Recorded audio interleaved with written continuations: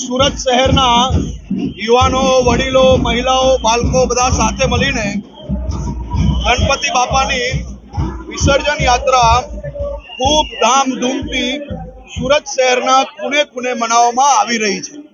હાલ સુધી 36,000 થી વધારે ગણેશજીની પ્રતિમાનું વિસર્જનનું કાર્ય સુરત શહેરના અલગ અલગ વિસ્તારમાં કરી લેવામાં આવ્યું છે અને બધી જ જગ્યાઓ પર વિસર્જનની યાત્રાઓ ખૂબ જ મોટા પાયે ઉત્સાહપૂર્વક ચાલી રહી છે.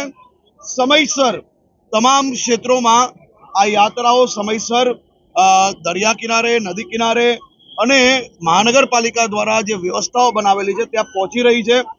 ખૂબ જ શાંતિપૂર્વક, ઉત્સાહપૂર્વક તમામ ક્ષેત્રોમાં આ યાત્રાઓ આગળ વધી રહી છે. હું હમણાં સુરત શહેરના ભાગલ વિસ્તારમાં મેયરશ્રી અને અમારા ધારાસભ્ય શ્રી અરવિંદભાઈ રાણા જોડે અહીંયા વિઝિટ પર આવ્યો છું. આપ જોઈ શકો છો, લાખોની સંખ્યામાં લોકો અહીંયા ગણપતિ બાપાના મોરિયાના નારા જોડે લોકો નાચી રહ્યા છે, ઉત્સાહ મનાવી રહ્યા છે.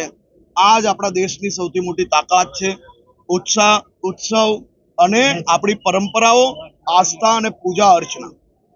સાહેબ, એક સમાચાર એવા મળી રહ્યા છે કે સીએમ સાહેબ રજા પર જવાના છે. કેટલી વાત સાચી, કેટલી વાત ખોટી? સર્વપ્રથમ તો આ સંપૂર્ણ અફવા, સંપૂર્ણ ખોટી બાબત જે કોઈ લોકોએ ફેલાવેલી છે તે તમામ લોકોને નોટિસ મોકલવામાં આવી રહી છે. કોઈ બી આધાર પુરાવા વગર માત્ર ને માત્ર વિપક્ષ અને માત્ર અફવા ફેલાવીને લોકોને ગેરમાર્ગે દોરવા માટેનો પ્રયાસ કરવામાં આવ્યો છે. ખૂબ જ ગંભીરતાપૂર્વક આ બાબતે, હું ફરી કહું છું, ખૂબ જ ગંભીરતાપૂર્વક આ બાબતે પગલાં લેવામાં આવશે.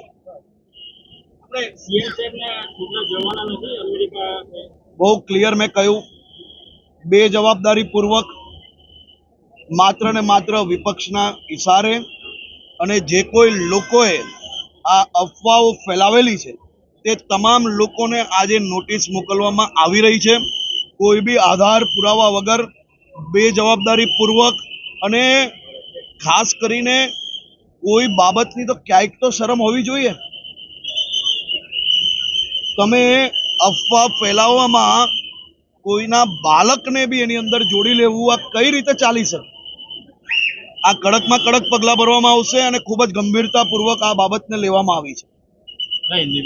સાહેબ, અમદાવાદમાં એક બિલ્ડરના પુત્રએ